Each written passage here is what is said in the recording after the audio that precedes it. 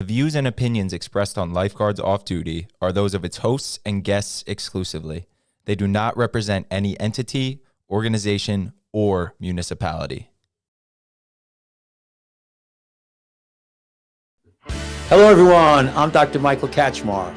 I'm Tyler. And I'm Sean. And this is Lifeguards Off Duty with Dr. Michael Kachmar, the Jersey Shore #1 lifeguard-themed video podcast. Watch us on YouTube, Twitch, Twitter, and Facebook Live. Listen to us on Apple Podcasts, Spotify, or whatever streaming service you prefer. If you would like to contact us, send an email to drkachmar@icloud.com. Follow us on Instagram at lg.association. All right, let's get started. Let's start the show. Let's do it. She said they're gonna lock you up for killing me tonight. And then I bit her lip just a little bit harder. Well, I was so sure it wasn't real. But she's afraid of ghosts. Now I'm sleeping in her room. Coming out on the 10th. Hello, everyone. This is Dr. Michael Kachmar. This is Lifeguards Off Duty with Dr. Michael Kachmar. Today's date is April the 26th, the year of our Lord 2022. We have a special guest today, Jim Kresbaugh, who's who I worked with in Lavalette, and we're gonna really dive into all of the Lavalette stuff and what they had. Probably, I don't know, at least 10 years of an unbelievable, totally dominated the tournament scene. When did you guys work there together? I don't know. Well, I started in 1966, so No, I wasn't born yet. So wait. well, Let's say hello. You got to say hello Hi. first. This is Tyler. Hello, That's what we had Tyler. the intro for, Kachmar. Well, Everybody knows. nobody knows you. You every time you come on here, you change. So It's my voice on the intro.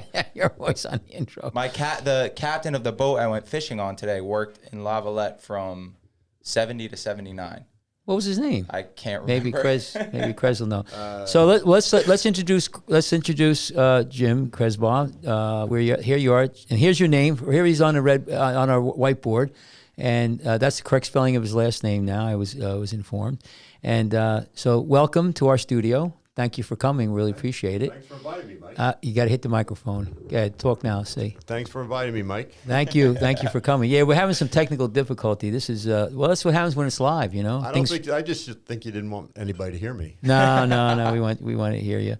So, well, thank you for coming. And we have, we could talk about whatever you want to talk about. But I wanted to go back to my board here. I wrote this down. And I was talking to Joe Casino, who still works in Lavalette.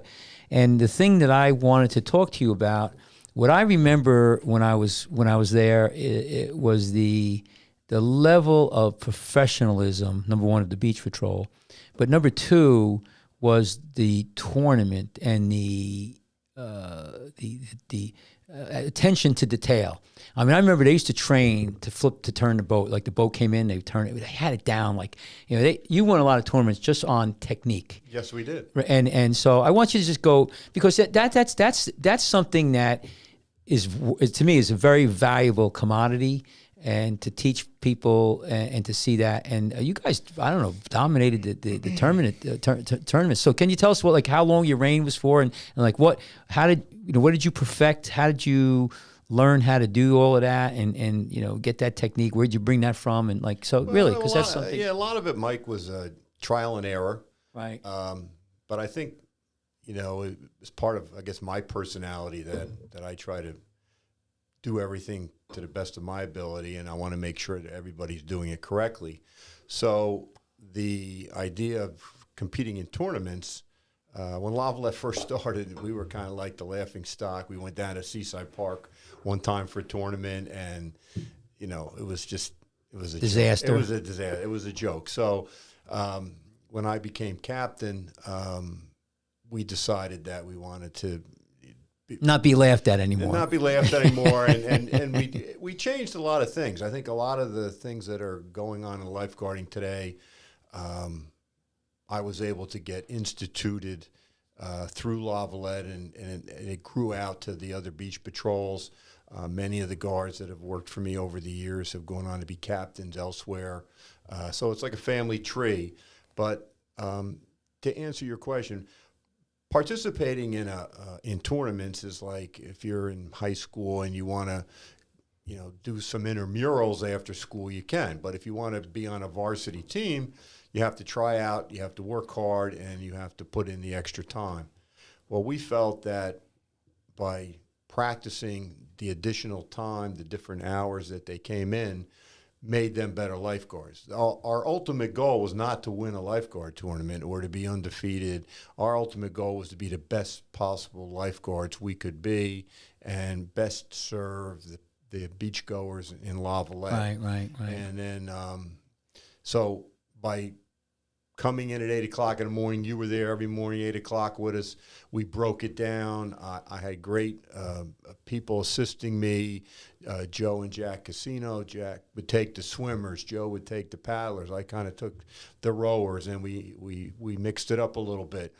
But as you referred to earlier, the little things are what won tournaments for us. The launches and retrieves. We would practice that, practice it. Oh, my God, I remember. And, but it was also a safety factor, too, because if you didn't know what you were doing and you got in the boat improperly or you didn't, catch the boat properly, somebody could get hurt. It's not – people watch these boat relays, and it's like going to the rodeo and watching the bull riding. They think this is the same thing. It's not. It's a very dangerous thing, and it takes many years to learn how to handle a boat. But back in those days, we had a Hankins boat. It was a flat-bottom boat. Seaside Heights, where you were, some of the neighboring communities had Van Dyne boats. Well, we weren't going to have a Van Dyne boat as long as Charlie Hankins was in existence and building boats right down the street from us. So our boat, Hankins boat, a flat-bottom boat, has different features than a V-hulled Van Dyne, as you well know, and I'm sure you guys have talked about on the show. So we had to do the little things better. Like you referenced the launches and retrieves at the shoreline, but we would go out and practice turning the flags a million times as well. And then the rowing in between, that's just, you had to row. And you had your rowing partner. You worked with him a lot.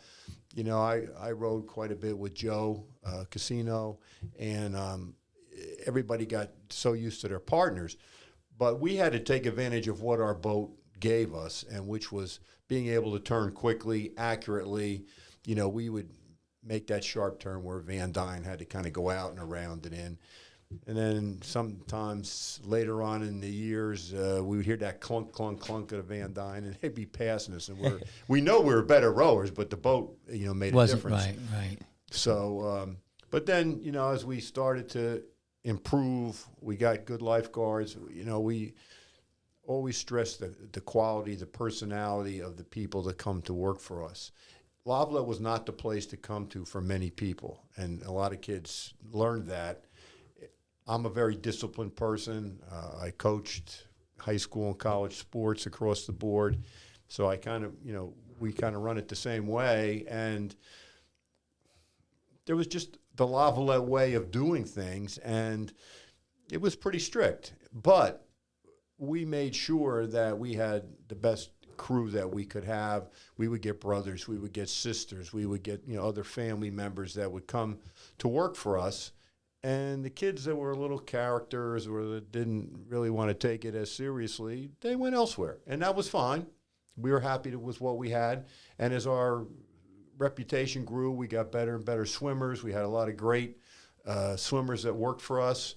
But, it was, again, teaching everybody the different things. We worked on swimming on how the last 20 yards, it's all kick to get out of the water and making exchanges. We practiced exchanges. I know you were there working with them all the time too, Mike. So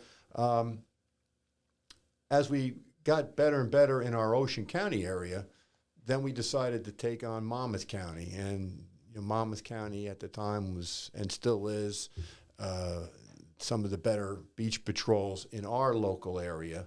We'll talk about South Jersey later, but in close proximity to us. So we went up to all the tournaments in Monmouth County, And they rode a different kind of boat. They rode a Norse boat. It was a lot lighter, a lot different, but they still had some Hankins. There was no Van Dyne. Do they have shock dories up there, or is that a Norse boat? What's a Norse boat? A Norse boat is I forget. It looks sort of like a Hankins. It's a flat bottom boat, very light.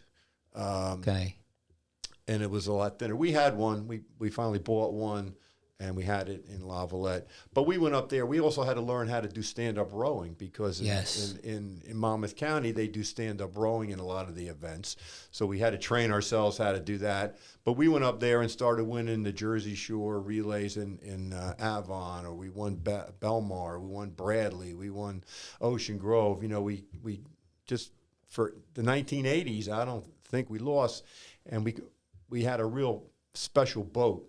It was all our boats. I kind of numbered them on the stern, if you recall. Yeah. And it was the number 6 boat, and that boat only went to tournaments. It was like Charlie Hankins didn't make boats different. I mean, he just it came out the way it came out. You know, it wasn't in a mold. It was all hand built. Right. So, but that was a really special boat, and never lost a boat race. Wow. For many years. You know, it's a credit to the people that were rowing the boats. Yeah. Yeah. I just remember the training with the turnarounds, because the boat comes in, you have two people rowing it. The boat has to come up, you have to spin it. While you're spinning it, you got 2 other people, the 2 people have to get out, and 2 people got to get in. And then you got to launch it. And you guys had it down. It was really something really nice to watch. It was that good. And then, of course, and I always still remember today, I learned it from you, that when you're coming in, after the swim, that last 20 yards or 10 yards or 10 feet, whatever, you got the backwash. You got to kick like a mother and get through that stuff, and you had to put the afterburners on. I remember the one guy, Rento. Joe Rento? I mean, he was like, he was the unbelievable getting out. Like, nobody, I don't know, I'm probably, embellishing the story a little bit, but he just had such an unbelievable ability to get out. And we all trained that way, to try to get out. So all those little tricks, they were really good things that you taught us. And you did these things at 8 o'clock in the morning till 9 o'clock, off duty, unpaid. Yep. Just if you wanted to be in tournaments, you had to come to practice, So, and I had a rule, if you came to the practices, you would be in at least one tournament during the course of the summer. That's a great. So I like that. regardless of your ability, I promise the kids, if you come consistently and you're there, we'll get you in a tournament somewhere. Wow. So that helped out. Then at 9 o'clock we stopped, and that was it. Put all that stuff away. Then it was lifeguard training for the next hour, and then 10 o'clock, you had your beaches open, and we worked really hard, Mike. Right. As you know. Right, and then tell this knucklehead here, because then after 10 o'clock. Joe and I would then go row down not every day, but then we would row down to Seaside and back. And then we would run West Point Island, do the loop. And sometimes 3, most times, was it 5? I forget the loop. And then I go shoot over on Seaside. Or sometimes I wouldn't do the row. I get out of there after doing the morning training and hit Seaside at 9 and then do the training there. I used to do double training. That was but no, I have fond memories of the training. I just thought that. So let me ask you this: you started also was it Ocean County tournament? Was that your invention? Yeah. So can you? We had the La Valette tournament, which was really kind of unique. It was originally it was a 6-man team, and everybody you could only use 6 people. So that was it. Yeah. Our strength was our versatility, that all of our guards could row, swim, and paddle. Obviously, some people were better swimmers than others. Right. But our guards, our tournament guards anyway, were very versatile. So the last event of the evening in our tournament was always the boat relay, and all 6 members of the team had to row, 3 legs of two pairs. We had an Ironman that we won many years with different Joe, Jack, lots of other fellas that won it for different years, and that was one fella doing all 3 events in consecutive order. So a lot of the teams, you know, as we would go to other tournaments, they would expand the rosters to 12, 15. Then you had your swimming specialists, you had your rowing guys, you had your paddling guys. You know, we still took basically the same 6 guys. Maybe we'd add a couple more, but we didn't really need too many more people. But the other beaches had a hard time. So what I wanted to do was we were the first Garden State Games event. I don't know if you remember. Okay, the Garden yes, State that's Games. what it was, Garden State. It was okay. The state of New Jersey in a variety of sports. There was the umpire games in New York State, and New Jersey tried to copy it.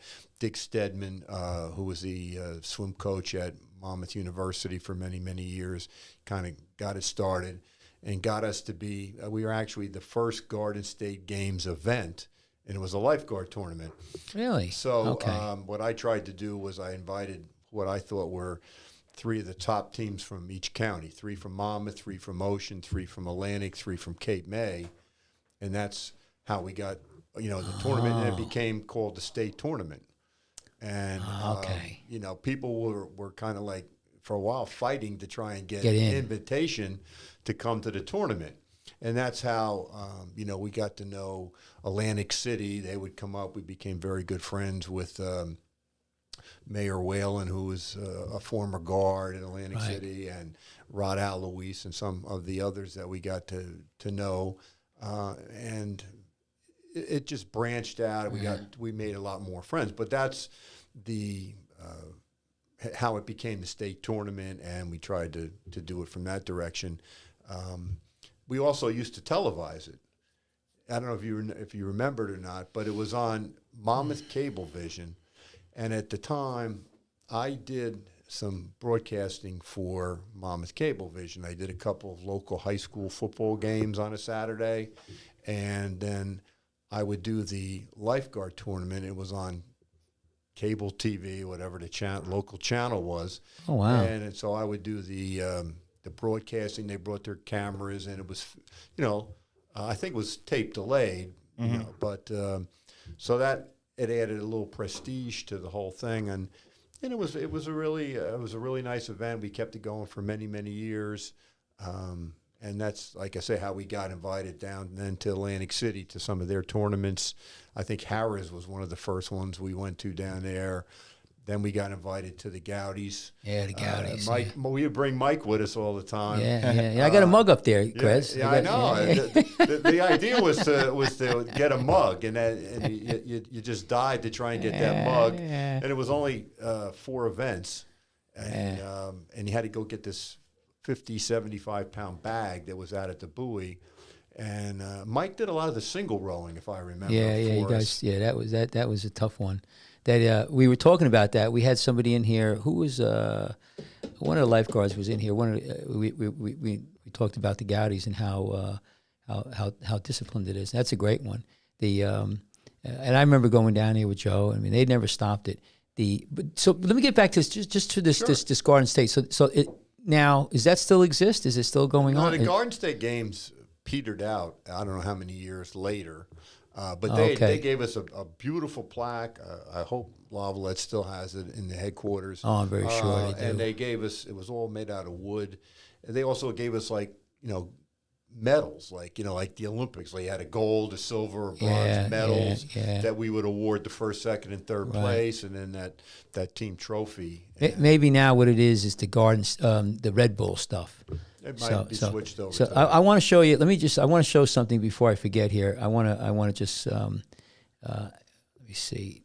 1950. Tyler, can you do me a favor and go to my So I'm going to go over here where Krez is. So Krez, up over there. I want to show it. We have it on the screen.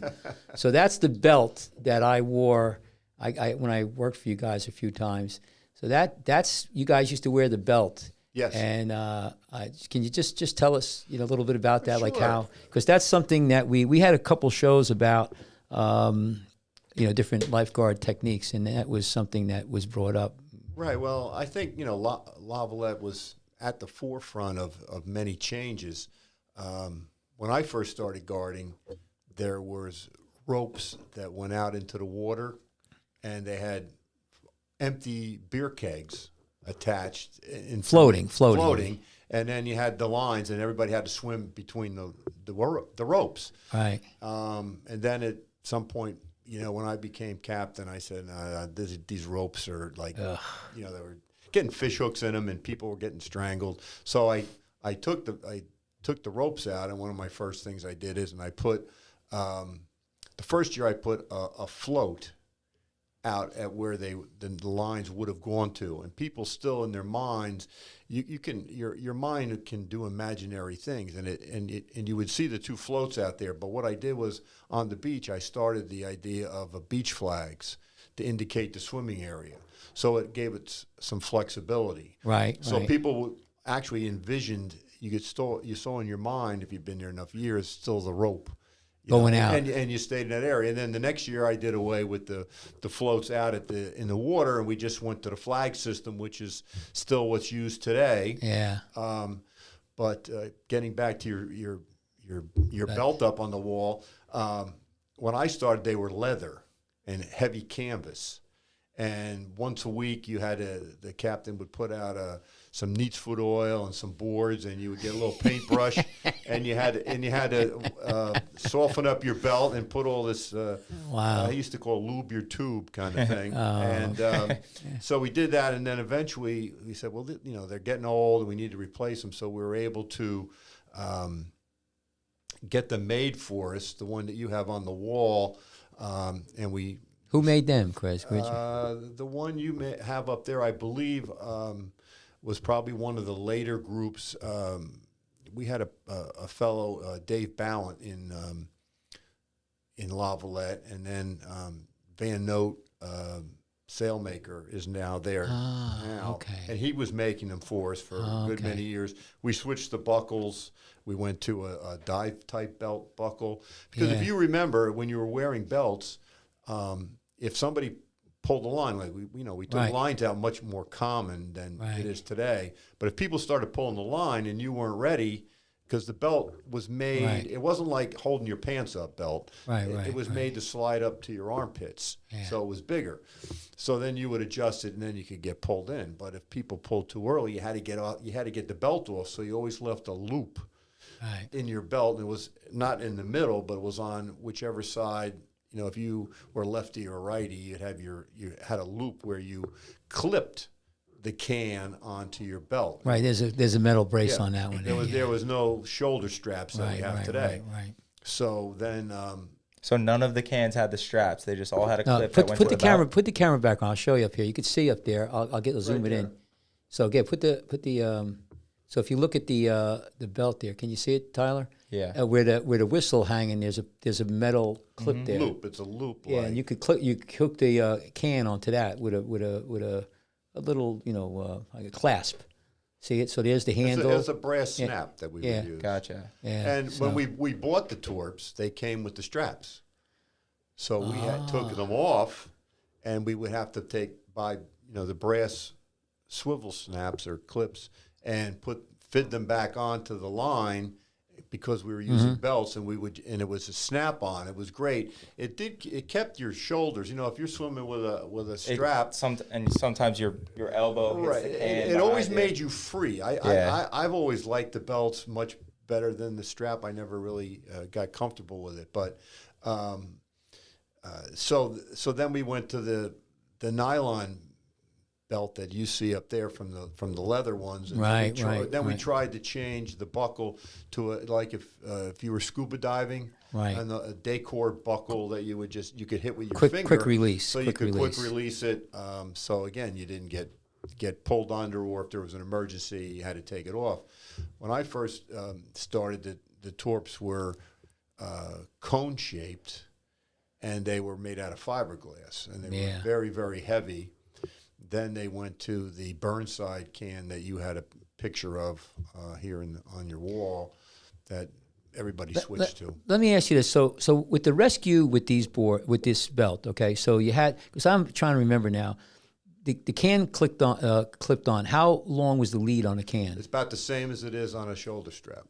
So close, a couple of maybe a foot, maybe. Yeah, you would try and right. when we made the line, you would kind of like stick your leg out a little bit and made sure that the torp didn't hit your foot. Right. So, it was like Right, maybe right, a foot right. or two beyond your foot. So- So when you're kicking, you weren't Right. kicking the Right. So one would be a loose can, the other one would be a rope can, and then when you get out there, obviously you put the person on a rope can, and did you unclip the rope can from the belt then? Yes. And then because you didn't keep the belt, you're right? You So- unclipped so it, you- right? you Just the could same thing, unclip right? it, and then we would all, if there was 3 or 4 of us out Right. there, we would Right. all take our individual torp. You could unclip it, put Yeah. it around the handle of the line torp, Right. and everybody was now attached. It was a lot better way. What I did when we went then to shoulder straps, and I think I taught a few of the beaches. What we did was I spliced a short, maybe a 6-inch piece of rope on the end of the line torp, Yeah. and I put a brass clip on it. Yeah. So when you go out now on my beaches, when you go out and make that rescue and you have multiple people, instead of everybody trying to hold on, because Right. you could easily, so you can now take your shoulder strap off. You can go over to that clip that's on the tail end of the line torp, and you can all clip up together. Right. Same as in the other Right, way. right, So it's, right. it's something that was That's a nice little modified. technique. What do you think was like the main motivation for dropping the belts? Well, we had him for almost as long as I was in Lavalette. Then it became the insurance issue. People were Really? people were saying that you were getting them made by a sailmaker, and that's not a manufacturer. And I think there was after I left a little bit, a year or two after, they kind of ruled out the belts and went to the full shoulder strap more for, I think, these attorneys get involved in too many things, and Yeah. and they said, well, it's not made by Marine Rescue or Yeah, it's well, not made, it works for the purpose, buddy. So I don't know. right. So Yeah, I think that was maybe the main thrust of it, but then people also started to gradually like the shoulder strap more. Yeah. As us old guys, faded out. I guess you younger folk. Yeah, maybe they didn't like wearing them. We experimented with, our cans are a very short leash, so maybe, like you said, maybe a foot, not even, just so it doesn't touch your feet. Yes. But then we also experimented with a long leash, and in our beach in Seaside, so much volume, and so when you're swimming out, what happened a few times, more than a few, is that as you're swimming out, that can was swinging around, hitting people. And Or people grabbing onto it, I yeah, imagine, yeah, too, right? yeah. But we had Try to one take where it for a ride. we had one where we only did it for one summer. I remember actually one of the lifeguards, I think it might have been the captain, swam out with it, and the woman brought her child up, and he had like a black eye. It hit him right in the face. And he wasn't the rescue; he was going out. Right. We deemed it a little bit too dangerous for crowded. When you're going out on a rescue, you're going through a lot of people to get out there a lot of times. So yeah, I mean, it's I liked the belt. I thought it was good, but it's part of history, and a lot of beaches use it. And I just thought it'd be a great idea to talk about it a little bit. I love it up there. We have it there, so it's these young kids, they have no idea. They don't know if it's like the telephone. If you give them a touch rotary phone, they wouldn't know how to use it. You give them that, they'd I be can like, use a rotary phone. Yeah, well, you're a little bit younger. Well, I'm I older. have a leather belt home, Mike. I might have to send you a picture. Yeah, or well, something. yeah. I find it interesting that in lieu of that, something was chosen that is like more likely to restrict your swimming with the shoulder strap. But I that's- can't tell you how many times I've had to like stop and readjust that thing as I'm swimming. Yeah, but it was a unique thing to Ocean County or Monmouth County, Atlantic, Cape May.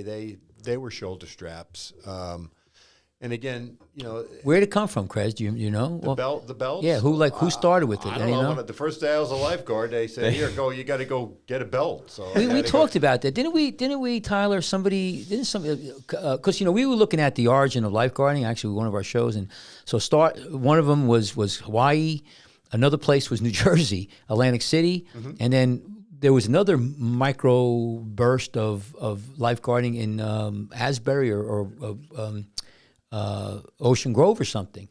And I might be wrong on this, but I think maybe that's where the belts originated. Ocean Grove. Somebody came up with the idea of a belt. I don't know. Do you remember that? Well, there was a Howard Rowland was a lifeguard in Lavalette way before my time even, and he then ventured up.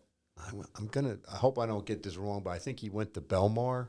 I'm not positive. Yeah. And he became an officer and a leader up there. Now, he may have brought some of that Ocean County knowledge with him up there. That might have been where they had it. But Monmouth County and Ocean County, for the most part, everybody was originally wearing belts. And then, individual beach patrols didn't want to be bothered with the belts, and they went, strictly with the shoulder straps. So. Right. What is that a comment there, or is that something? That's like some spam. Oh, okay. Well, Howard Rowland, that guy's name was? Yeah.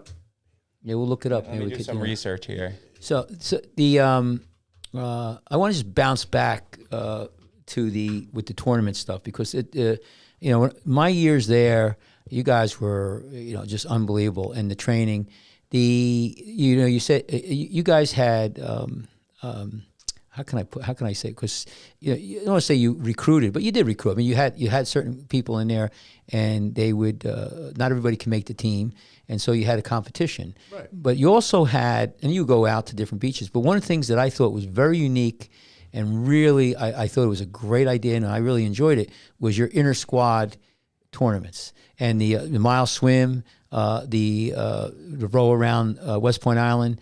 And the paddleboard around Mosquito Island, is it called? I forget what island. Yeah. So can you talk, because I tell you that's a really, first of all, you're lucky because you got the geographic setup there. Right. I mean, Lavalette's perfect for that. Right. And but talk about how that wasn't there before you came. So how'd that evolve? Well, these were new things that we put into place again to build camaraderie, to build spirit, to build pride in the beach patrol. And we have a mile swim. Again, you guys used to have, was it King of the Pier in Seaside Heights? Yeah. And I think that was one of the first, mile swims in the ocean. Right. But that was for, that was for anybody. You guys just have it. You have a swim, but you also have a swim just for the lifeguards. Right. So, but we kind of copied some of that in terms of what we wanted to do. So every lifeguard in Lavalette, there were certain things that you were required to do. One of them was you had to do the mile swim, and we would start down at the Ortley-Lavalette border. I've done it. I've done it a few times. And it was, for the good swimmers, it was very competitive. I mean, they were trying to. In those days we had groins that went into the water. Guys would try and swim you into them, run you into the rocks. I mean, it was very, very competitive. I went over those rocks a couple of times for the top 10 guys. Yeah. Well, I wasn't top 10, but I went over them. But for the other kids. Everybody had to do it, and everybody had to complete it.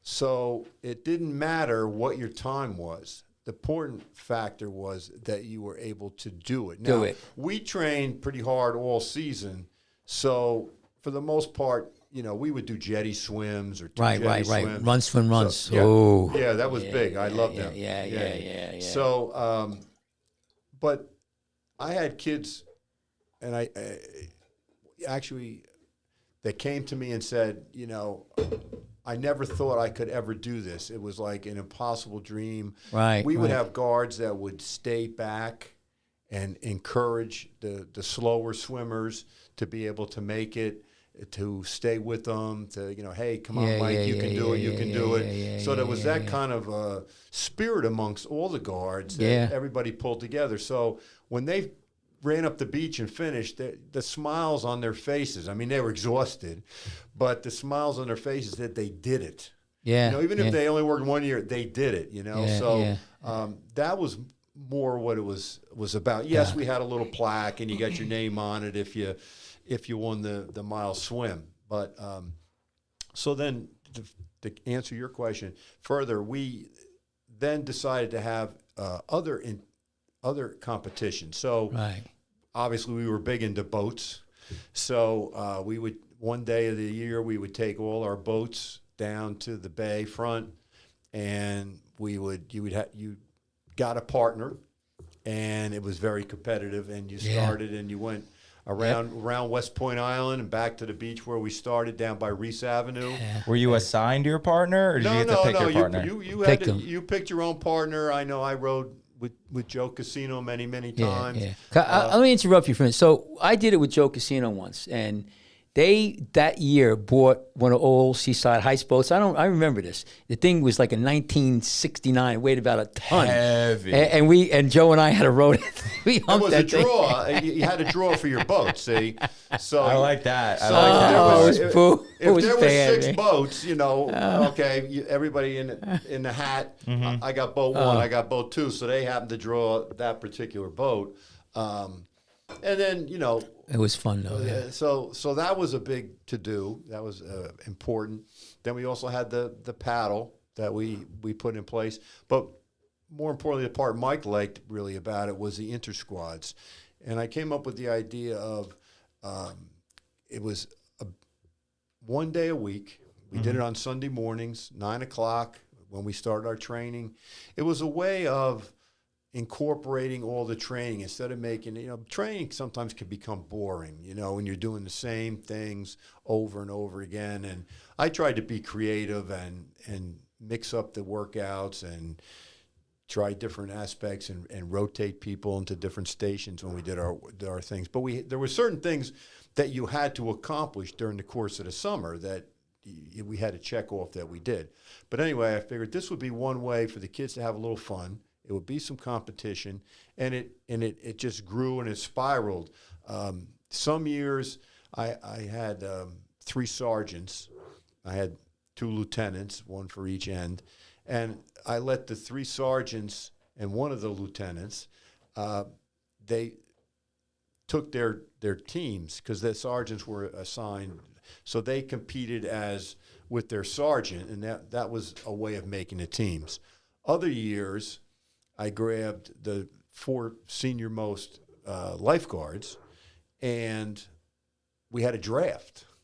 Oh, That's wow. fun. And the That's draft fun. was it was to die for. I mean, these guys would be getting the rosters of all the guys and the girls, and they were ranked. It was like the Full NFL scouting The reports, NFL draft is coming up on Thursday. This was just like it. You And, show up to work, they're running a combine. oh yeah, so they had it was very enthusiastically met with, and so what I tried to do was to make it fair is we drew for first, second, third, or fourth pick.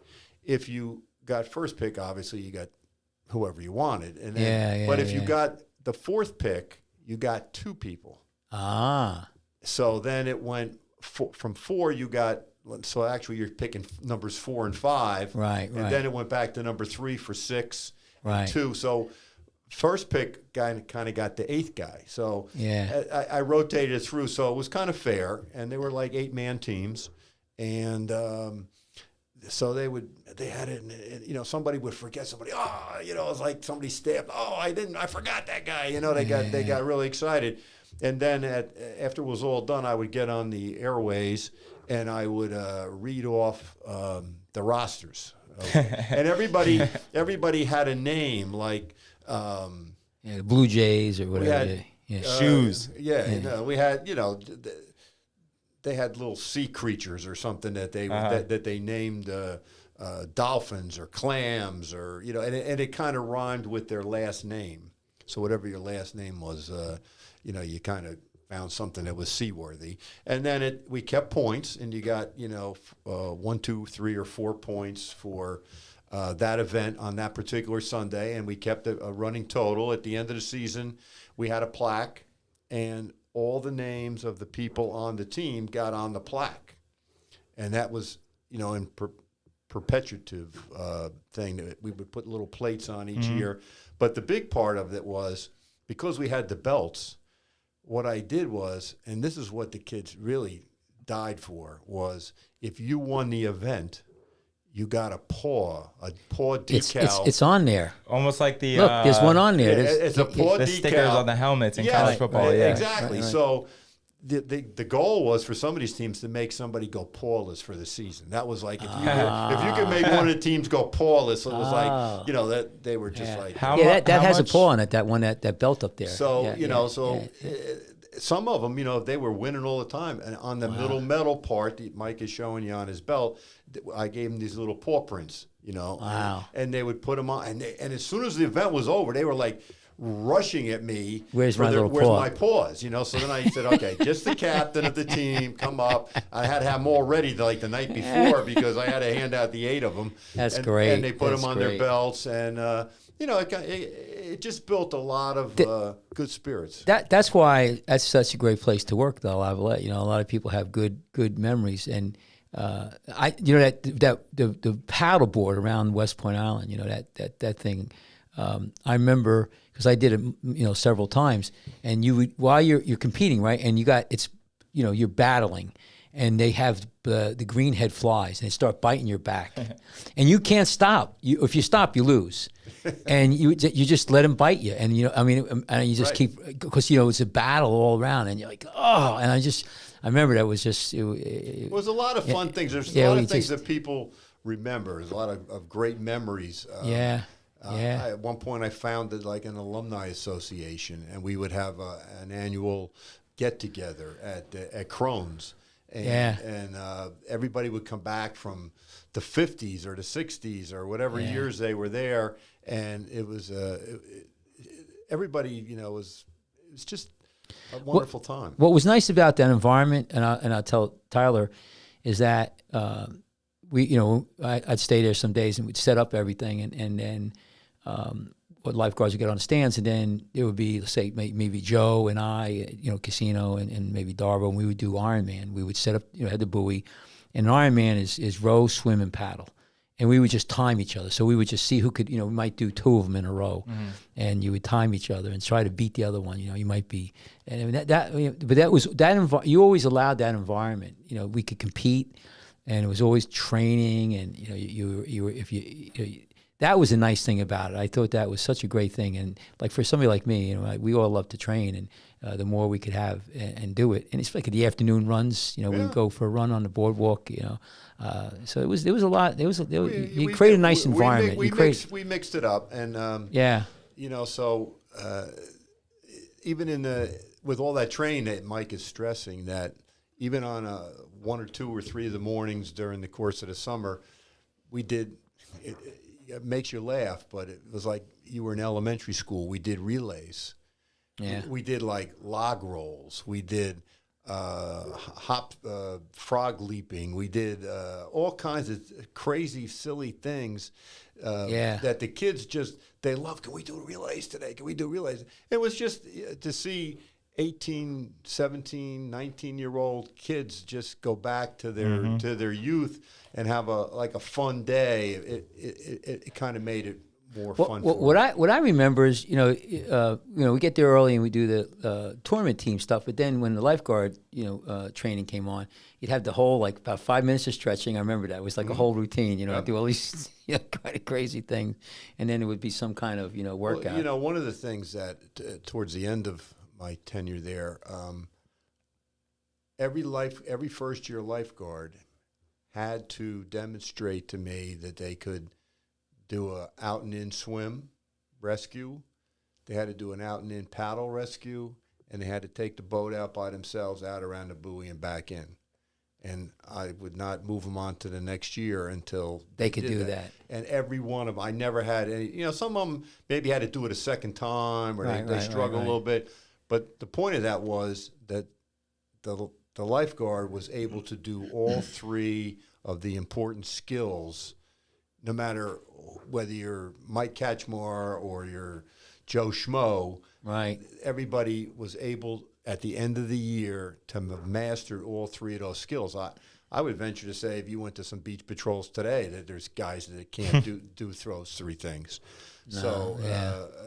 I think that's important that you know all the skills. And we really did work very, very hard on, teaching the kids how to watch the water and how to be respectful of the water and how to do things properly. And it was just a kind of a unique environment. Yeah, we drove him crazy. Joe and I would go ride waves, and there's a jetty right there. A few times, I know we came pretty damn close to hitting the jetty. There was Brand times I new had boat. to say, "Stop, will you please?" The other one. Listen, this is another one. I don't know. I was talking to Joe about this, and we go in there to be a northeast storm, and raining, and northeast. The waves are, they're big, but we would how many times we'd go down, and I still remember. I tell Joe, I said, I can't believe we used to do this stupid stuff. We would take fins, run north all the way to the North Beach, swim out, and swim back down. Once you got out, it was like, and I used to sit out there. I don't know, you'd be 300, 400 yards out because you had to go pretty far out, and swimming down. And I'm like, I used to sit out there and go, what am I doing out here? Well, to build on that, Right? Mike, Remember? what I would look forward to is a day like that, because then I would explain to the lifeguards that anybody can make a rescue when it's as flat as the boardwalk, but you got to go out, and these are the days where you're going to have to make the rescues. And some of these kids, as the years went along, you lost. The kids who grew up in the communities and were ocean people, but you were getting pool swimmers, and you had to teach them how to swim in the ocean. So, first of all, we knew that they were good swimmers, but then we had to teach them how to swim in the ocean, currents, rips, things like that.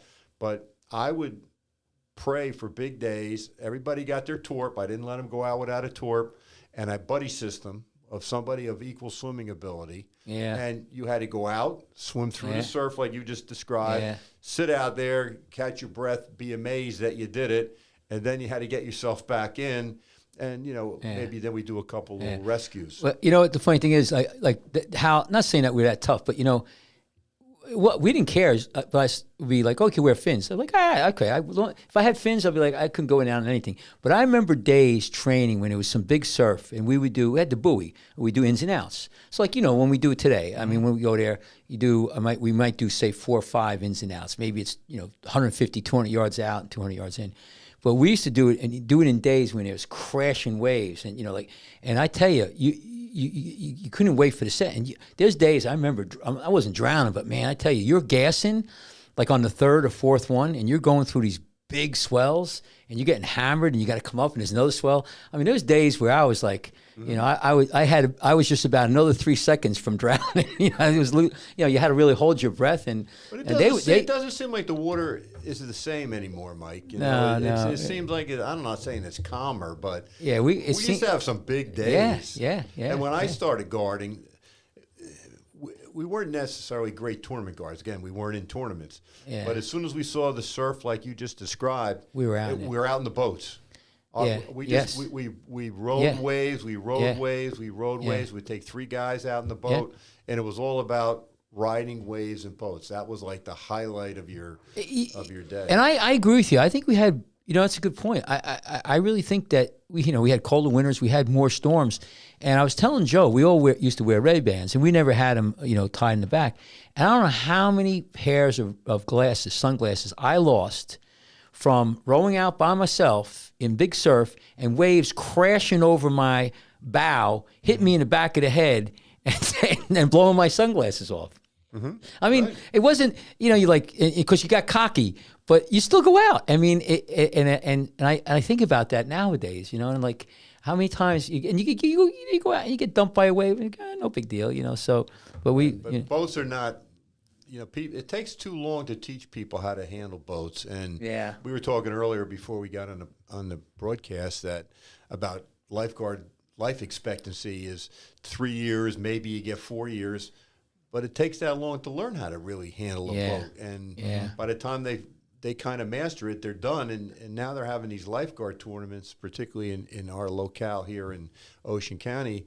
A lot of these fellas I watch and gals, they don't really know how to handle the boats. Now, if I go down Atlantic County or Cape May County, it's a whole different world. They're the best in the world. I've seen some bad rowing at some local tournaments. It becomes dangerous. I get a little worried about it because the kids they're trying and they're doing their best, but as the older guys die out and they're not returning to the beaches, you don't have people that know what they're doing Yeah. to try and teach them how to take the skills of boating. One of the things that I like when you talk about these young kids and everything, what we were talking about before the show, is the junior lifeguarding programs. And a lot of beach patrols have these junior lifeguard programs. And if you get some girls or boys who do 2, 3, 4 years of junior lifeguarding and get some good boat skills and get some paddleboard, they certainly can be better. But again, you're getting back to the thing now with the liability, and we worry about the boats, and they're big, and there's a push from some people to stop the boats. We had a couple shows where I actually tell people from other parts of the country, you guys should get boats. I mean, we talk about jet ski, right? Joe and I were talking about that today. The best thing with a jet ski is to have it on a mule and back it in. One guy could back it in. One guy or one person gets on the jet ski and takes off. If you don't have that, it takes 6, 7 guys. Our jet skis are huge. They probably weigh 600 pounds. Sure. And bring it back in the beach to get it out, to get it back in. I can tell you right now, I on a big day it's tough, but a relatively mediocre. I mean, a day I could get a boat out by myself. I mean, I could launch a boat by myself. Another guy could jump in, or a girl. I mean, it's quick and it's not a bad tool to use. I've made legit 2 or 3 real boat rescues in my day, and I tell people I think it's a bad thing to totally get rid of it. And I know jet skis are great, but they don't always work.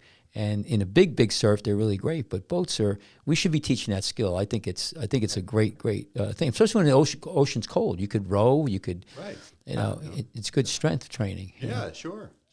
What were you going to say? No, nothing. Okay. Well, I think all of what we've just been talking about, kind of evolves us into, certifying now and getting the proper training. And I kind of gravitated, after I left La Valette, I went down and worked with Don Myers at Long Beach Township as chief of lifeguards for a couple of years. And Oh yeah, Don. and that became just too much of a commute. I couldn't do it, and I came back and worked for 1 or 2 local beaches. I'm still doing one of them right now, but what I was able to do is I felt was really important. And I think, you started off the program with all the things that you thought was so good about La Valette. Well, I said, maybe that's something that needs to be shared with everybody. Right. And maybe I have some knowledge that I can share with others. So I started a business, Ocean Life Saving Association, which is a certifying agency for lifeguard training programs, Right. comparable to, equal to, the same as USLA.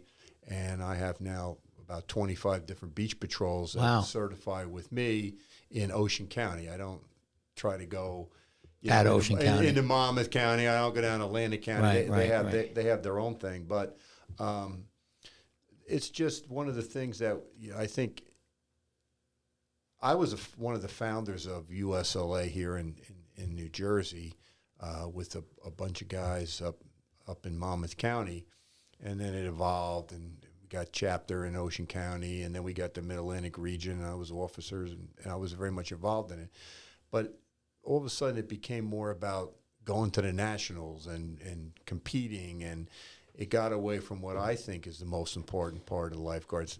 Tournaments are fun. We have a good time. Right. But that's not what my major focus ever was. It was more about being the best lifeguard you can be. Do you think that, because you spoke about how dominant La Valette was throughout the 80s, was that just a way for you to have the staff as ready as absolutely possible for rescues? Absolutely. It's like, I think I said earlier, it's like you want to go out for the varsity team, whatever your sport is.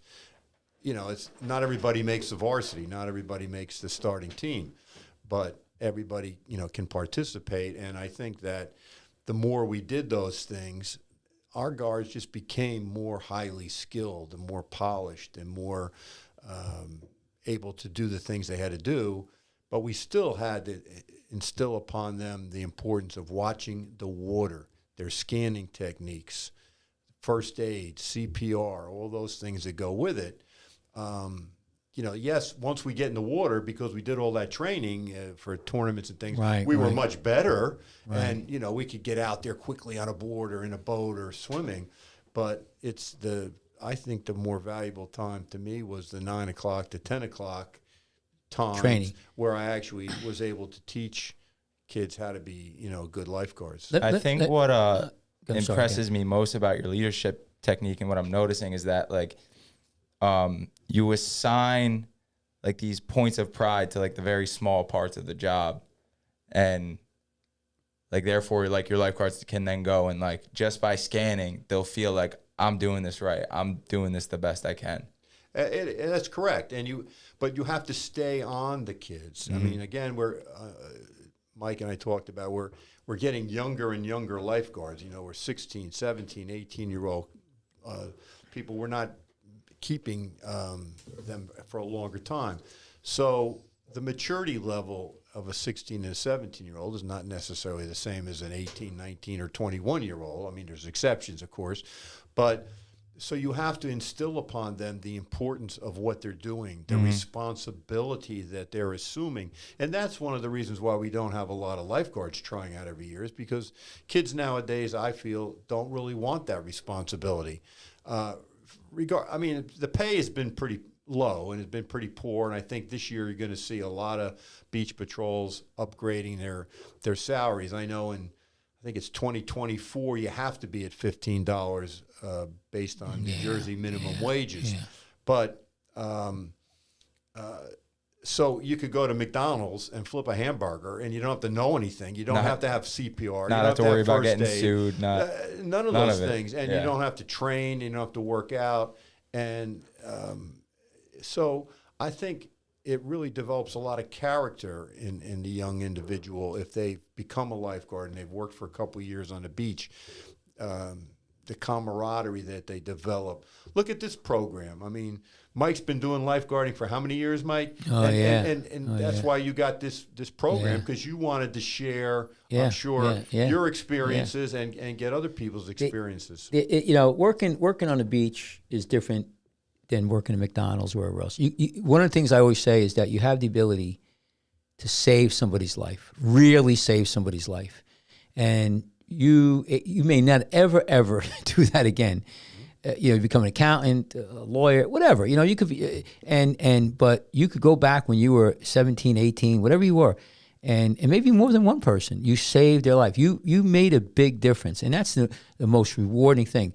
I want to ask you this though about, so you're the entity that you run. What's the name of it again? I'm sorry. Ocean Life Saving Association. Okay, Ocean Life Saving Association. If people want to hit that, how do they get to that? How do they? Do you have any social media? Like, where would they go? Is there a web page? There was a web page, but I'm not sure it's as active as it used to be. But they can certainly reach out to me or the maybe we could put his stuff up there, Tyler, while we're doing that. So let me ask you this. So while Tyler's doing that, maybe we could put a contact information.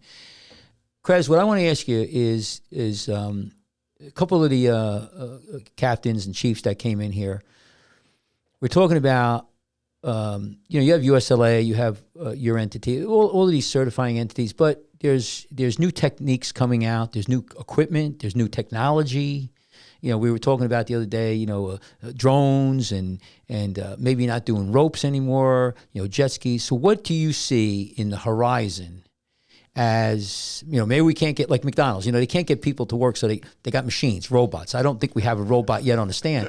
No. But do you see anything that's in the real near future to change techniques or how we guard, or like in California, they do like the tower, they'll have a tower, a couple people will be there, and then as the beach, they bring people on as the day goes on, or some beaches they just have one lifeguard. They use they go out with fins and a can. There's these sea bob. We have a sea bob. We really don't use it for rescues. But do you see anything different changing? Any kind of techniques that's coming up that might be the new wave or new? Well, I think the sharing of ideas is very important, and the only way you're going to learn about I call it sharing secret successes. Right. You may have come up with something at Seaside Heights that is really good. I think that's what. Yeah, don't let him drink. You change the drinker rule. Don't let him drink booze. But go ahead. But I think that's one of the things that I was very proud of at Lavalette, that we were very innovative over the years. Going to the flag system. we got the town to build us a tower that I had built towers, up, yeah, so yeah. you can see. I mean, you have that Right, at Seaside. yeah. You know, you've had it for years, but most places don't have something like that.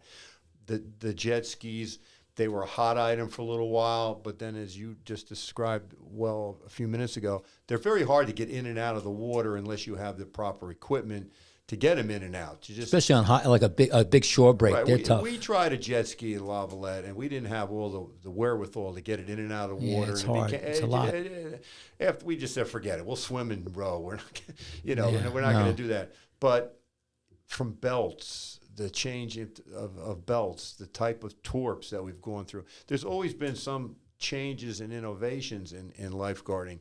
One of the things that I do with OLA is I hold a seminar every year for all my beach patrols that are participating, and ours is coming up on May 7th.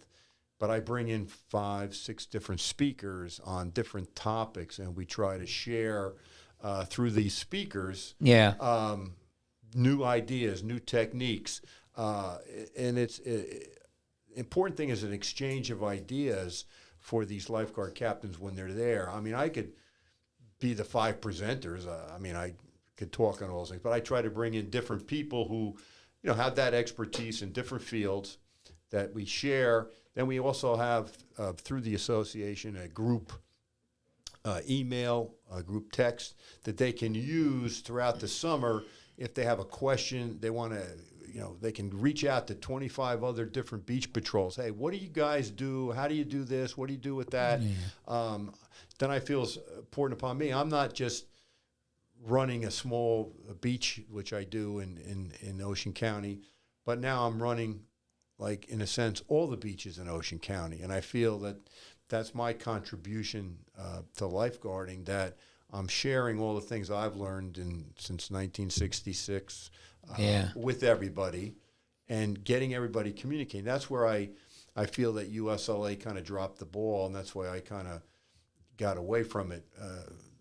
I go out and I do an observation of every beach patrol that certifies with me every year. In the beginning of the year, they get a copy for themselves. I keep a copy on file. You do a risk management assessment. Yes, we go through. That's important. We go through all the things. Yes, I'm on tune with what the county board like of health. that. I have the county board of health person come every year to my seminar, and they speak about what's new and upcoming.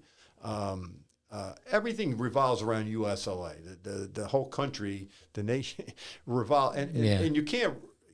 There's no question. It's the Bible of lifeguarding. So, but the state of New Jersey also requires a lot of things that USLA requires, which then means that I require. So there is very, very close proximity and similarities between myself and USLA. Yeah. I think what separates the two of us is some of the things now that USLA is going to where they want the advanced first aid and advanced CPR training that is great for the year-round, the Floridas, the Californias, different places. We're a seasonal 10-week operation here.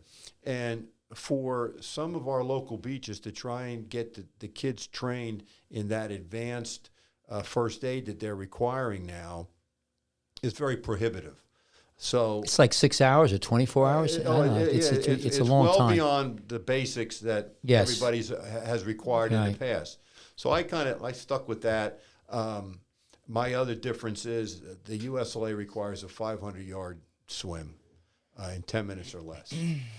I never felt that as a lifeguard, if I had to go swim 500 yards to go save somebody, there's an issue. I wasn't watching the water. I wasn't doing what I was supposed to. Right. So my requirement is a 200-yard swim. And I feel that's more realistic in what a lifeguard would probably have to do. I'm trying to make it so that what we do is realistic to what we actually do. Is there a time frame on that 200 Yeah, 4 minutes or less. And that's same as 10 minutes for the 500 is very reasonable. Yeah. If you could do that 210, 4. Excuse me. If you could do 204, you should be able to do 510. Exactly. And most of the good swimmers are just like in the 500. They're killing their times. But it's allowing an older person you want these older guys to come Yeah, back. yeah, They can't swim the same necessarily at 28 that they were when they were 18 necessarily. I mean, I they can, don't all, I they can don't, attest they to don't that. all train like you every day, Mike. Yeah, well, we were doing today. We did 10 we did 200s. 6 200. We did 6 200s today. That's Joe's favorite workout. Yeah, I 6 think. 200. I was like, well, what no, they did they did 300s. I was doing 200s. I did 6 200s. But no, that's a good point because the 200. I mean, that's if you're a swimmer, that pushes you. If you could do a 200. Quick. You're pretty good. Yes, and your kids that are coming off of swim teams. Yeah. That's a piece of cake for them. Same as the 500. For some kids, the 500 is a little bit harder because it's a little bit longer. They're shorter distance swimmers, but to me, the 200 was the more realistic distance. Let me ask you this on that note, Chris. So then the USLA, that's a recommendation. Now you have a 200. So the state of New Jersey, that they're cool with that. I mean, it doesn't You can. The thing is with the lifeguard training program, I don't tell somebody how to write their lifeguard training manual. But what I do tell them is these are the things that you have to have in your manual that are state required. Right. And that's some of the things that we go over every year at our seminar, or when I go out and I do my observation. I ask to see certain documents and to make sure they have the things that the Ocean County Board of Health is going to come when they do their inspection that you're going to have. The Ocean County Board of Health now knows when they go to a beach patrol and they say, who you certify with, when they tell them OLA, they take a step back and they know I do an observation. They know that I have, so they trust it. The people, USLA does not do the hands-on that I do, which I think is they don't do on-site. I don't think. I think is more beneficial to our local beach communities. And again, well, I like the idea. I like the idea of a risk assessment. Rest of the world does risk assessments. Now, I worked down in the British Virgin Islands as a doctor, surgeon. I did vascular surgery. While I was down there, I got to befriend the lifeguards. And one of the guys. Can I get a job there, Mike? St. Thomas? Can you give me St. Thomas, St. Croix? You got any contacts for me? Yeah. And the thing what he was telling me in England and even in Tortola, but a lot of places in the world, they actually have companies that they hire and they do risk assessment. And the risk assessment is very important. What he told me what that means, they'll look at a jetty and say, okay, this is your risk here, or they'll look at the topography or the crowds or whatever. And I think that's important every year for somebody to come in and do a risk assessment. And that could cost a lot of money. So if that's part of the deal, that's worth a lot. Because if you had to hire a company to come in and do a risk assessment, that could be thousands and thousands of dollars. And as part of their training manual, and also get back to the test for a second. I require the 200-yard swim. Right. They can do whatever their swim is that they want, or their test is. They can do runs. They can do the 500 if they want to, and many of my beaches do. I just said I need a 200 split. Right. So when if they're doing the 500, they get the 200 split time. They record it, so they're good to go. They're good to go with me. So I don't dictate to anybody how you do it. You can set it up any way you want to. Right. Same as with your training manual. You got to write up in your training manual what's best for your beach. Every beach is a little bit different. We're not all the same. We have a lot of similarities. So part of that in your training manual is you have to have a physical description. I require a physical description of your beach. So you have to say what your east, west, north, south boundaries are, what's the slope of your beach. Like if you go up to Jenkinson's, you go off the inlet there, it drops off at 6 feet deep as soon as you jump in. Other parts here in Ocean County, it's a gradual slope. You have low tides, you have high tides. It's different than Atlantic County or Cape May County. All of New Jersey is different. So you have to have a physical description. Then you have to have an aquatic facility plan. And that goes in, I don't want to bore you with all the details with that, but they have to have that. I'm now Well, what is that? Just a little briefly, if you want. Well, So it's everything that your facility, how you're running your facility, all the different things that you have, the training that you do. Does that include like an emergency action plan? Yes, stuff it like does. that? Emergency Okay, action yeah, plan. okay. I also put it in last year, and it's going to be definitely in the manuals this year. They have to have a lightning evacuation plan. Again, you asked me what innovations are. Well, we had a very tragic situation last year on an Ocean County beach, and it brought to light things that we were all concerned about. You and I were talking earlier, before we came on the air, about situations with lightning and staying on the clearing the beach beach, and clearing the beach, and maybe it was yeah. on one of your other podcasts. But so we have to have you had to have an evacuation plan, first of all, just to how do you have to put in writing how you get people off your beach for whatever the reason is. So now I'm going to take it to the next step. You have to have a lightning evacuation plan and how you're going to go about it, who's going to do what. There's a whole monitoring system. Are you listening to the NOAA radio? Are you contacting the weather service out in Cherry Hill? Cherry Hill, yeah. Wherever it is. Mount Holly, actually. Mount Holly. All those different things that you have to lay out in your plan. Yeah. So it's in your manual. That's just an example of something new that came about because of something and maybe it should have been there a long time ago. We all knew how we were going to evacuate people off the beach. Yeah. And, we were always there, and the lifeguard is the last guy off the beach, and you're fighting with the people nowadays. And you probably know, both of you guys know, you go up to somebody, tell them you got to leave the beach, and they're like, well, my phone says there's no lightning. I'm looking at my radar, and there's nothing on my phone. Well, I don't really care. I can hear it lightning. I can hear thunder, and you're getting off the beach. Well, one of the things one of the things that we do is we make sure that both our headquarters have cable, and we have computers, and so we're hooked up to a couple apps. Right. And the Weather Channel is really good, and so we can see the storms coming, and they'll give us a time readout. And we also, the other thing, just to share experiences, we have the police involved, quickly. And same thing with lost children. If we get a lot of lost children, so if we get somebody who after maybe 5 minutes, if they're not recovered, that we contact the police. We actually have a phone right in our headquarters. It's all county now, so we pick up the phone. I go, county, this is Seaside Heights Beach Patrol. We have a lost child, or county, we're gonna clear our beach. We have a lightning emergency, or whatever. So I think that police, though, are important.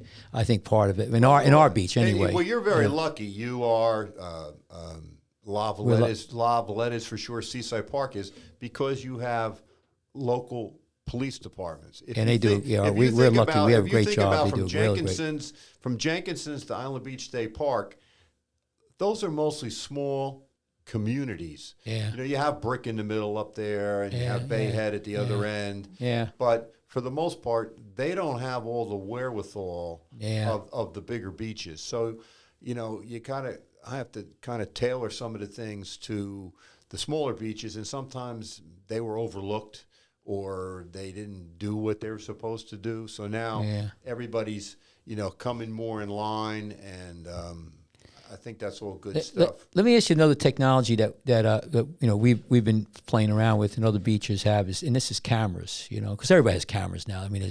But there's actually some programs some of the lifeguards were telling me about that actually, I think Sean, our co-host, you could actually have set up cameras, and they have programs that they can see people in water distressed, which is pretty interesting. Oh, that'd be great. You talk about innovations. There you go. That could be one of them. Yeah, and you could be sitting in the headquarters watching it. The officers could be there watching. That's where in the old days we had the tower, and we had binoculars. And that's our cameras in the old days. Now, you could mount a camera on a lifeguard stand, put it on a little bit of pole. It could be shooting out in the water. You could have, with all the wherewithal you have at Seaside Heights with the Sky Ride or something, you could have cameras up on those towers. Well, I was watching Bondi Beach, and they have cameras, but also it was pretty neat. They actually have these buoys out there, these big yellow buoys, and they actually have sonar, and they could. There's for sharks, and they could actually watch that monitor and see if any sharks are coming in. And I don't know how far the sonar goes, but it's pretty wild. But the cameras is another innovation that I think is coming around. We talked about lightning a second ago. One thing I would add, and as I'm hearing it from, my beaches that certify with me, quite a few of them now are going to, they're installing lightning, I'll call it lightning detectors on their building, and it will tell you when the storm is 10 miles away, and when it gets within a certain distance, siren will go off from the building, and when the siren goes off, everybody's got to get off the beach. I think that's something that you're going to see in more and more of the communities is these lightning. And you can buy it and have it installed, or you can lease it. The only thing I was doing some research on that, because that's seen this one of our colleagues got hit by lightning.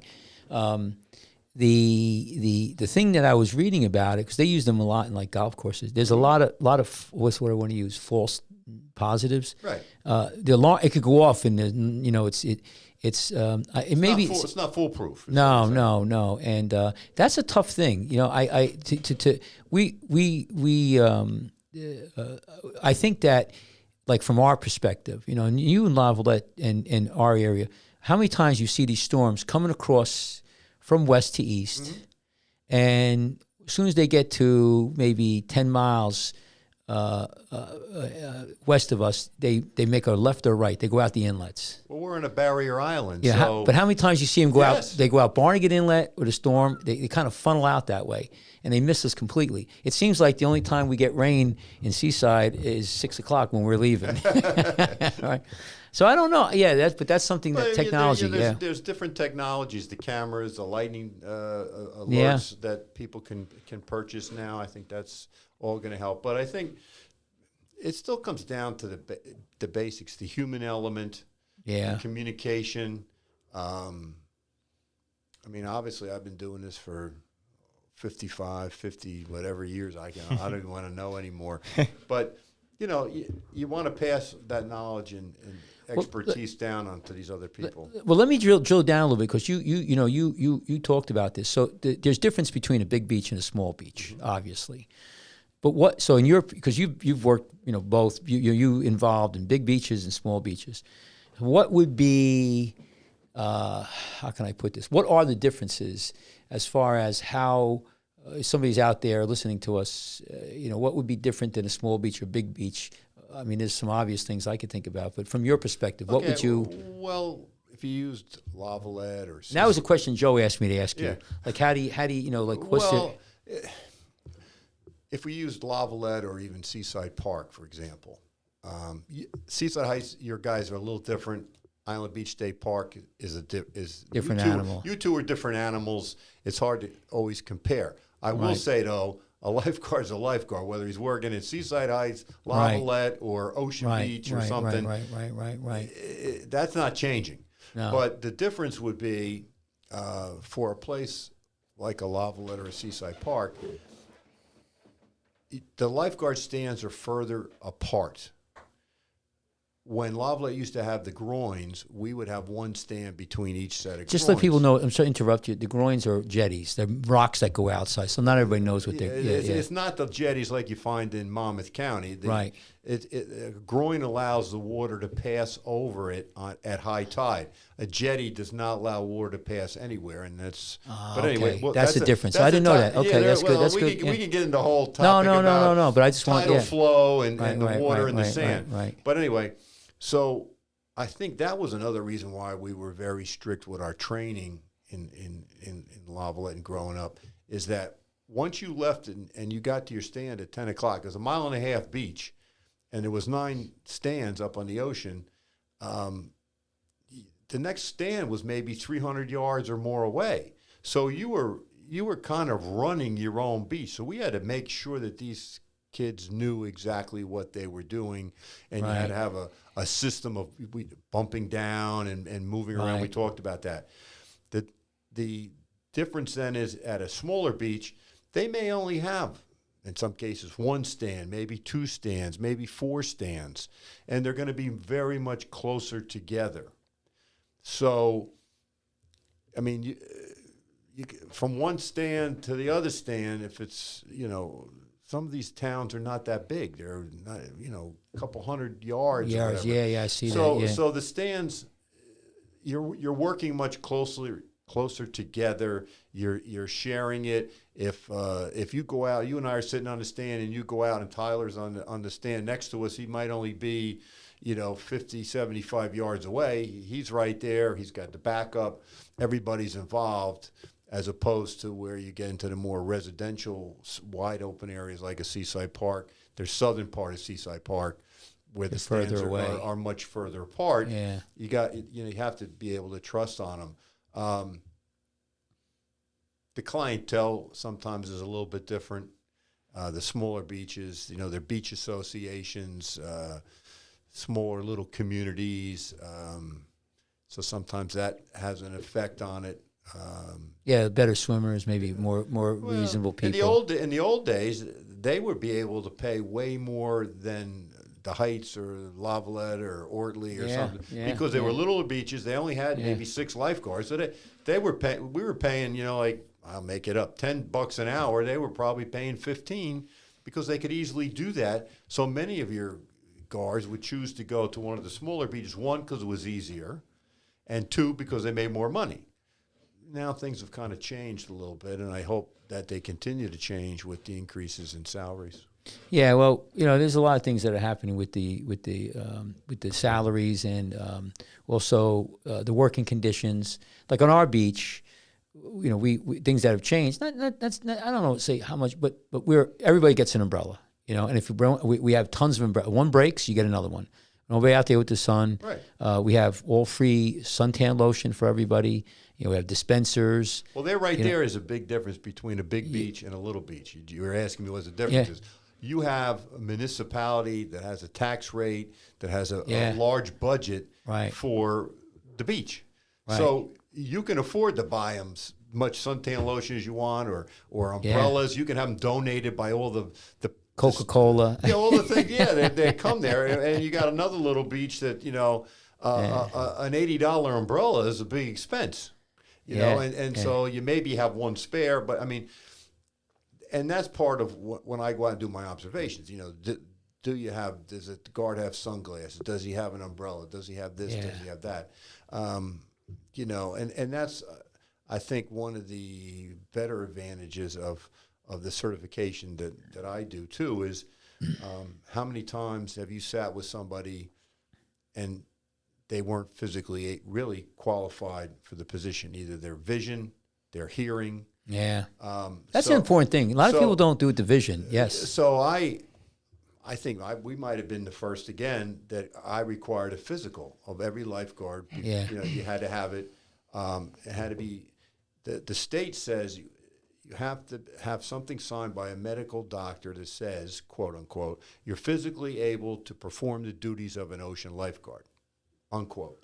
So that could be whatever that beach patrol wants that document to be, but you have to have it. And I've created a form where there's much more information. You take it you could take it to the school nurse, you could take it to the college infirmary, you could take it to whatever. You got to get it filled out.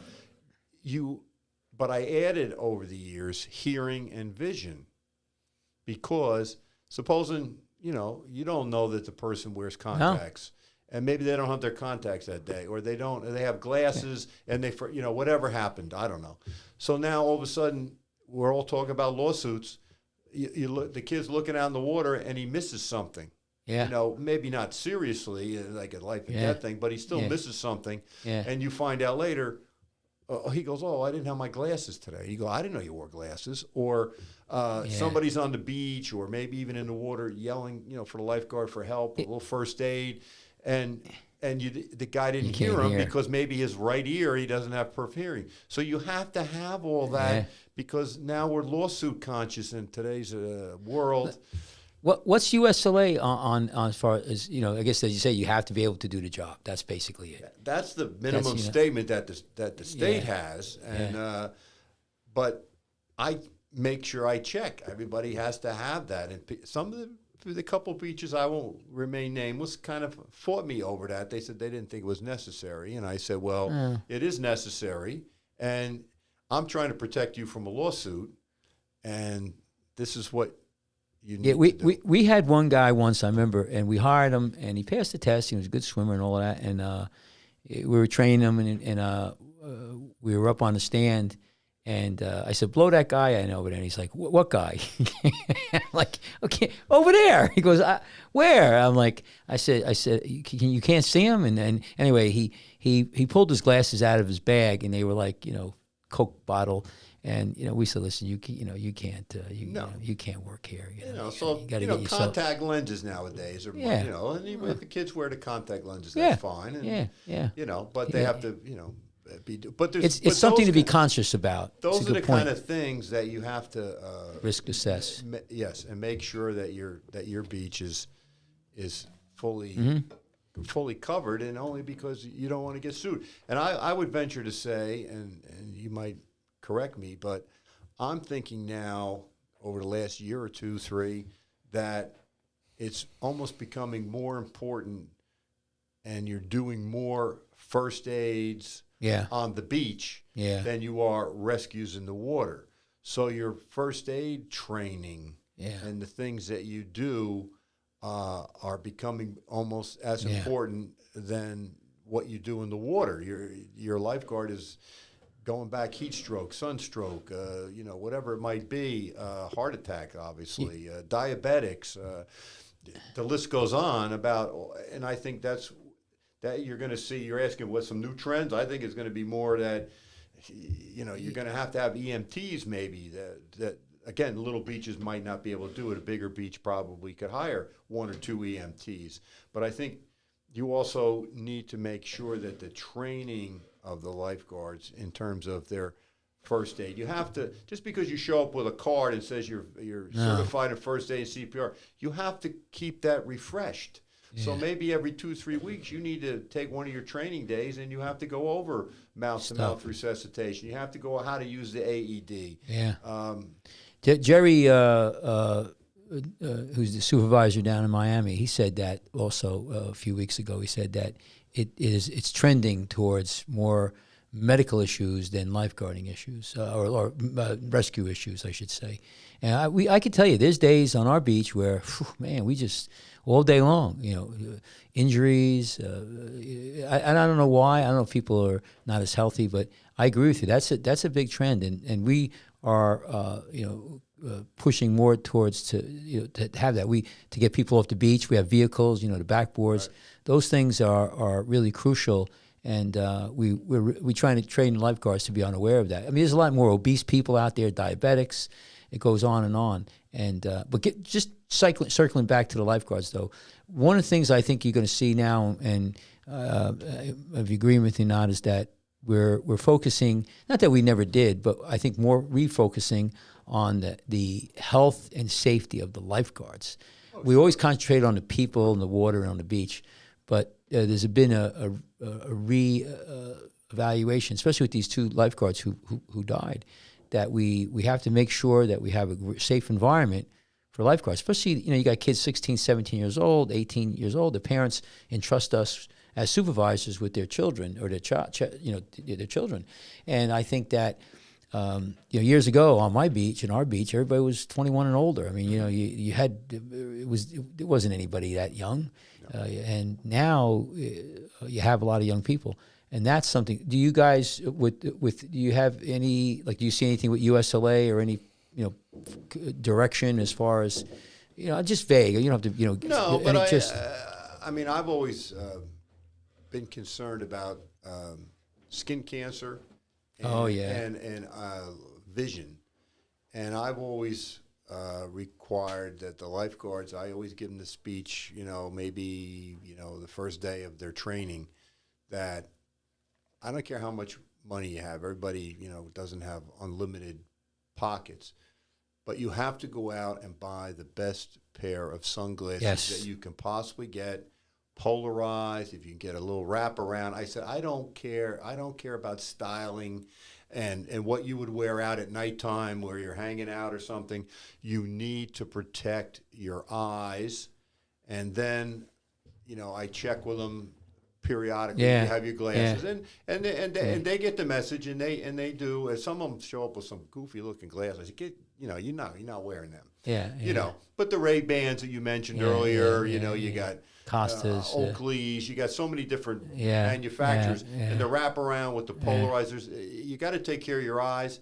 The other thing that I also check when I do my observations is, does each guard, when I go to the stand, have a sunscreen?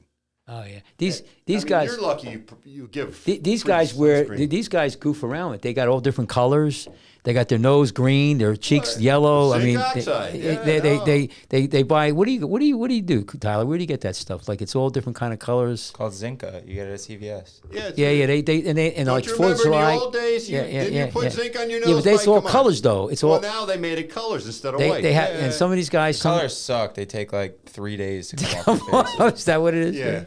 Yeah, I can't tell you how many times I've come home, like gotten out of the shower after work, and You still my have mom's it been on. like, did you get like beat up today? Because I had like the purple zinc, so it looked like I had like black eyes. Yeah. After I get out of the shower. Yeah. But anything like that, I mean, it's important. And if you can't afford to give it out like you can at Seaside, the smaller beaches or other beaches, we still have to make sure that they have sunscreen, and we're trying to look out for them. There's times too that you go up to kids and say, hey, you got to put a shirt on, or especially in the beginning of the summer. Oh yeah. They think they're going to sit there, and all of a sudden, the tops of their feet, their thighs, their ears, their nose, it's all burning up. And then I said, you're not going to be able to guard tomorrow. No. So we all have to do that, to make sure that they're. Yeah. You're talking about protecting them and making sure that they have the clothing. What they need. Yeah. Well, it's there's a lot. We're hitting on an hour and a half. Time flies, huh?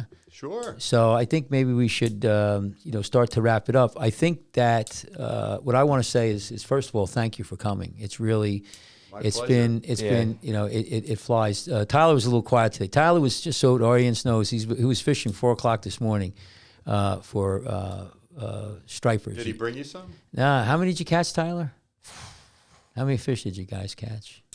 Wow, must have been like 15. Wow. Yeah. How were you fishing them? Were you just jigging them, or you don't know? How were you jigging the troll? I don't know. What were you on a boat? Were you putting the thing down and just like moving it? How were you? Captain put us on the fish. Yeah, but how would you catch him? Oh God, he is not a fisherman. All right, listen, we won't. So listen, Krez, I really appreciate you coming here today.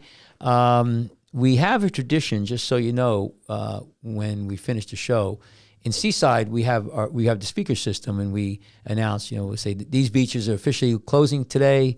All swimming is to cease. Anyone staying in, we have this whole thing, but at the end we say stay alive, stay out, and stay alive. So we'd like you to say that.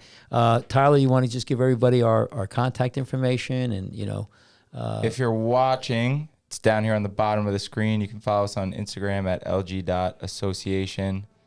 Email drkachmar@icloud.com. You can visit Jersey Shore Foot and Leg Center if you need surgery or something like that. Audible, Apple Podcast, Amazon, Facebook, Google Play, Spotify, Twitter, Twitch, YouTube. We're all over the internet. #1 lifeguarding show, other than probably what Bondi Beach is doing, but definitely in this country. I don't know if we're there yet, but how about listen, if you listen to us on YouTube, hit the like button and subscribe. We need subscribers. And watch for our videos. We're going to start a series of videos coming out, 5-10 minute videos on junior lifeguarding. We have a junior lifeguard. We're going to profile her. Her name is Ava, and she's all fired up. So she's been swimming. She's 9 years old, so she's going to be in the boat. She's about as tall as I am. Good. So we're going to do that. So anyway, here's the fish I caught today. Oh wow! All right. Yeah. There better be one in your freezer, Mike. Wow! Look at that. All right. Good. There's a seagull with 1 foot. Yeah, look at that poor seagull. Handicapped seagull. He must have worked the nights. All right. That's funny. There used to be a seagull that would sit in front of my stand every single day. Yeah. Had 1 foot. I named him Nesbit. Nesbit. All right, let's get out of here. All right, listen, that's an hour and a half. Krez, you want to sign us out? So listen, everyone, thank you very much. And Krez, Thank you for having me, Mike, and stay out and stay alive. Thank you very much, Chris. All right, let's take us out. Get a little picture. Yeah, there we are. Oops. You faded it. There you go. All right. All right, take Goodbye. care.